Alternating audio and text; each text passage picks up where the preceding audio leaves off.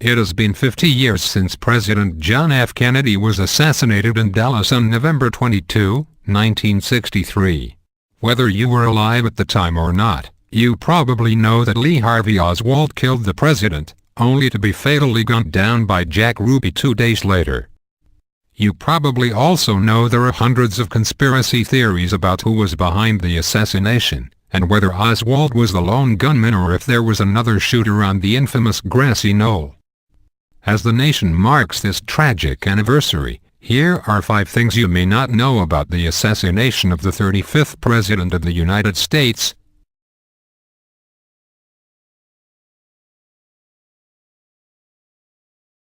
Lee Harvey Oswald was actually arrested for fatally shooting a police officer, Dallas patrolman J.D. Tippit, 45 minutes after killing Kennedy.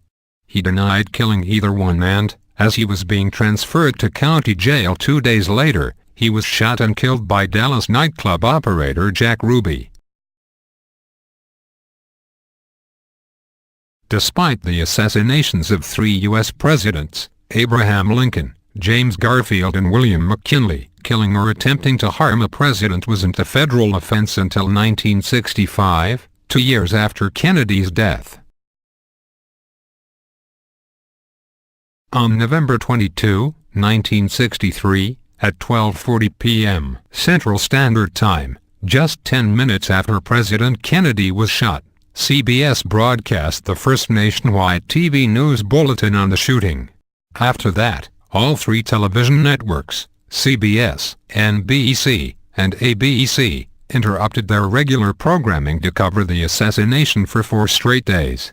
The JFK assassination was the longest uninterrupted news event on television until the coverage of the September 11 attacks in 2001.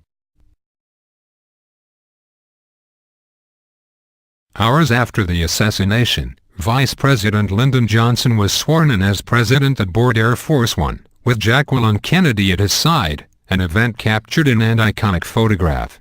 Federal Judge Sarah Hughes administered the oath, the only woman ever to do so.